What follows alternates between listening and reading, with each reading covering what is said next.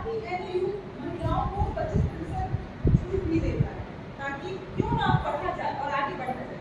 तो आइए अब हम अगले दृश्य में देखते हैं कि कैसे शिक्षा के अभाव में अनपढ़ ग्राहक रामू काका दुकानदार के द्वारा ठगी के जाल में फंसाया जा रहा है और वहीं उपस्थित एक जागरूक व शिक्षित व्यक्ति विकास उसे ऐसा करने से रोक देता है।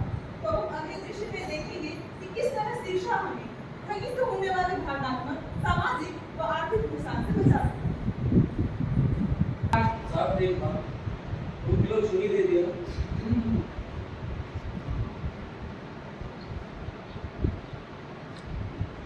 बाबू चाचा एक और पेड़ लीजिएगा। ठीक है 2 किलो चीनी दे दिया। गिनती लिखाई हिसाब का ज्ञान, ठगी से बचने का यही समाधान, ठगी से बचने का यही समाधान। अंकित मूल्यों को नहीं पहचान पाया कि 1 किलो चीनी का दाम कितना है और आज वो ठगा गया। आज आए दिन कई ऐसे रामू हैं जो हमारे और आपके बीच प्रत्येक दिन इस प्रकार के ठगी के शिकार होते हैं और आज वहाँ विकास न होता तो वह एक बार पुनः ठगा जाता। तो आप इसे समझ सकते हैं कि शिक्षा जो कि हमारा मौलिक अधिकार है, ये हमें मुफ्त में मिलनी चाहिए और मिलता भी है, जो कि 6 से 14 वर्ष तक सभी बच्चों का अधिकार होता है। तो हम इस कार्यक्रम के अगले कड़ी में बढ़ते हैं और देखते हैं कि जिस प्रकार से जमाना बदल रहा है, उस बदलते जमाना में हमें ऑनलाइन में भी कितना अपने आप को सुदृढ़ करना होगा। एक बहन है जो कि शिक्षा से वंचित रह जाती है और उसका भाई उसको ऑनलाइन शॉपिंग सिखाता है। आइए देखते हैं कि वह किस माध्यम से शिक्षा के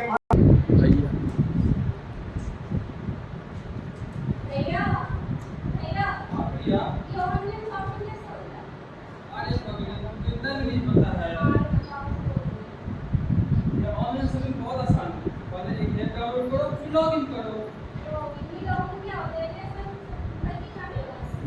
अरे नहीं लॉगिन मतलब होता है अपना नाम और पासवर्ड डालना। आपको पता है पासवर्ड क्या होता है? अरे नहीं, इतना आसान पासवर्ड रखोगे तो कोई भी चुरा सकता है। अगर तुम सुरक्षा से पढ़ी रहती तो मौजूद तो सकती। अच्छा आओ देखो, प्लेस कार्ड में ऐड करो।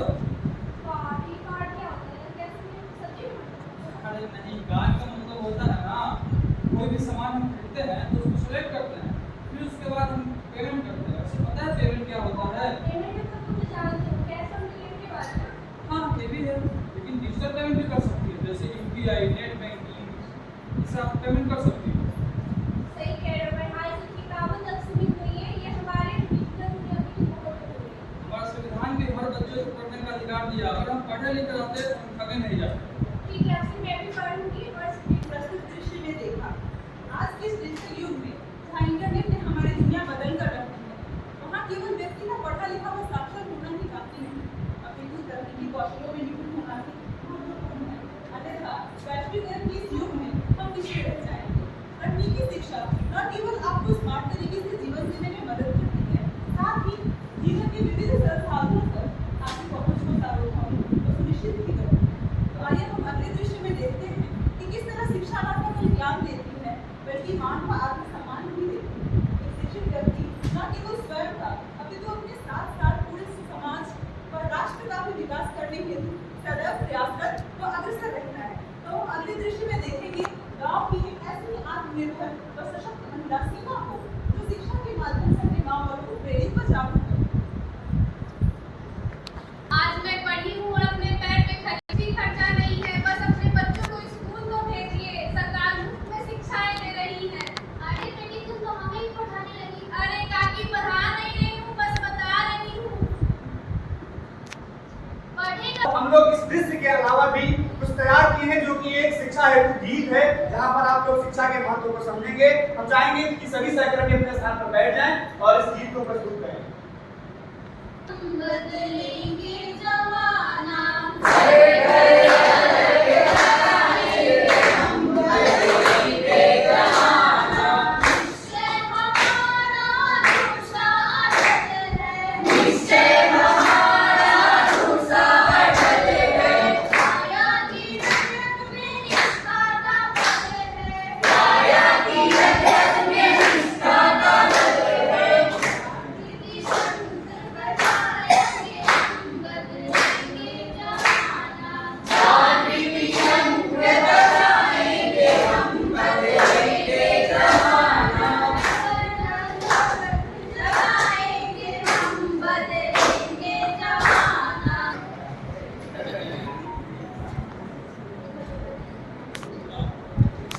करती हूँ कि आप सभी इस नुक्कड़ नाटक का भरपूर आनंद उठाए होंगे। समाप्ति से पहले इस नुक्कड़ नाटक के सभी पात्र से आपका परिचय कराना चाहूँगी।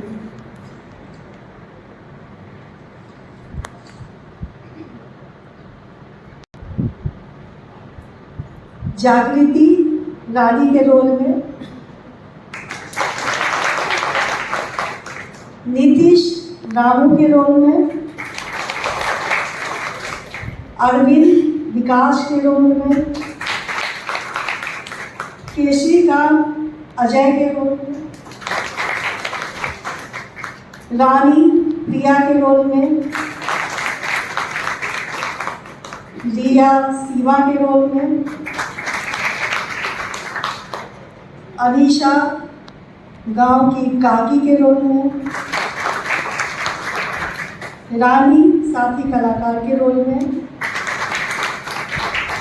और साक्षी गोस्वामी डायरेक्टर के रोल में। अब मैं माननीय कुलपति महोदय से आग्रह करूंगी कि और सलोनी माँ के रोल में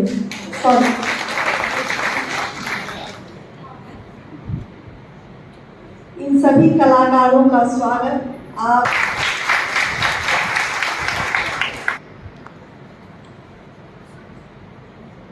सम्माननीय विद्युत महोदय, विश्वविद्यालय के सम्माननीय शिक्षकगण, कर्मठ हमारे कर्मठ शिक्षकेतर कर्मचारी, और जैसा कि मेरा मानना है, अभी मैं सभागार में देख रहा हूँ और मूल रूप से मैं शिक्षक रहा हूँ और कुछ कम वर्षों का नहीं बल्कि तकरीबन 42 वर्षों का शिक्षण का मेरा ये पूर्व का अनुभव रहा है। और जो मेरा अपने विद्यार्थियों के प्रति अनुराग रहा है, उसमें मैं अपने विद्यार्थियों को किसी भी शिक्षण संस्थान की प्राण धारा मानता हूँ। और इसी आलोक में सभागार में बैठे हमारे इस नालंदा विश्वविद्यालय के विद्यार्थीगण और विशेष रूप से नाटक प्रस्तुति के सहभागी लोग, सबसे पहले तो इस नुक्कड़ नाटक के प्रतिभागियों को मैं बधाई देता हूँ और साथ ही साथ मेरी शुभकामना भी है कि आपने इस मनोयोग से भारतीय संविधान के अंतर्गत वर्णित शिक्षा के अधिकार की बात को रखा, वह वास्तव में बड़ा अनुकरणीय है और संवेदनशील भी है।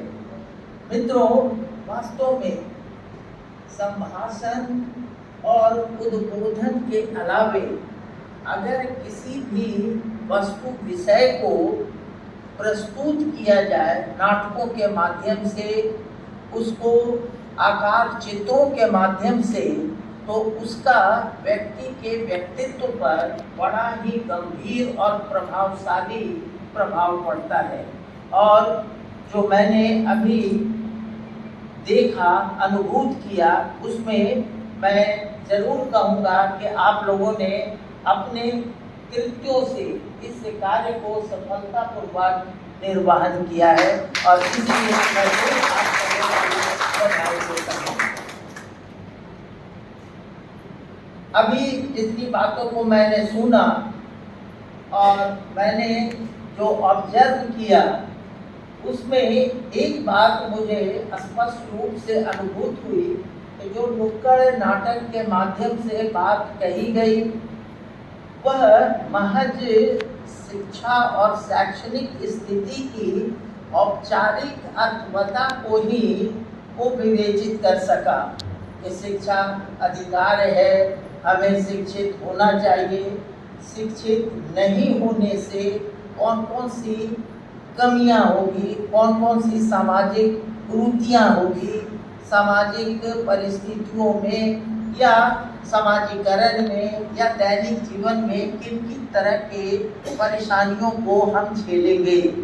लेकिन मित्रों, एक शिक्षक के नाते मैं आप सबों से कहूँगा कि शिक्षा का अर्थ केवल ज्ञान अर्जित करना नहीं होता है, बल्कि मूल अर्थों में शिक्षित होना है। और यह शिक्षा केवल ज्ञान और किताबी नॉलेज से, उसके केवल पठन पाठन से परिपूर्ण नहीं होता, बल्कि उसे आपको अपने जीवन में, अपनी अनुभूतियों में भी उतारने की जरूरत होगी।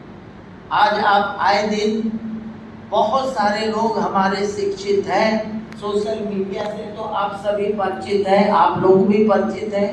कई तरह की सामाजिक कुरीतियां हो रही हैं, कई तरह के हमारे विघटन समाज में हो रहे हैं। यह हमारे शिक्षा की प्रकाष्ठा का ही परिणाम है। इसका भौतिकीकरण नहीं होना चाहिए, बल्कि शिक्षा ग्रहण करें तो मूल मानव की जो स्वभावगत लक्षण है उसके आधार पर उसको उसके परिप्रेक्ष्य में भी उसे आंकलित करें, उसे अपने जीवन में उतारने की चेष्टा करें। आज आप सभी हमारे साथ सहमत होंगे कि हम व्यवहारिक रूप से बहुत शिक्षित हैं, बहुत सारे चीज़ों का ज्ञान अर्जित कर रहे हैं, लेकिन सामाजिक स्तर पर यदि हम संवेदनशील नहीं हैं, हम प्रेम करुणा से ओतप्रोत हमारा व्यवहार नहीं है, तो कई जगह पर अपने परिवार में, अपने दोस्तों के बीच में दुराव हो रही है, विघटन हो रहा है। तो शिक्षा ग्रहण करें, ये जरूरी है, शिक्षित तो होना ही चाहिए। तो इसके अभाव में जो आज 20वीं सदी का 21वीं सदी में हम लोग पदार्पण कर चुके हैं, NEP 20 के अंतर्गत जो कार्य हो रहे हैं उसमें करना है, डिजिटलाइजेशन भी होना है। लेकिन जब मैं आप लोगों के ही एग्जामिनेशन में घूम रहा था तो, और आपके यहाँ तो वो सुविधा भी है, जैसा कि मैं सुनता हूँ पांडे जी हैं, किरण जी हैं, इन लोगों की ऑनलाइन काउंसलिंग क्लासेस में भी आप लोगों की संख्या बहुत ही कम थी। तो उसका असर क्या था कि डिजिटल जो एपरेटस आप लोग जीवन में सफल हो और फिर सेकेंड ईयर में बहुत अच्छा रिजल्ट करें और अच्छे से जीवन यापन कर सकें।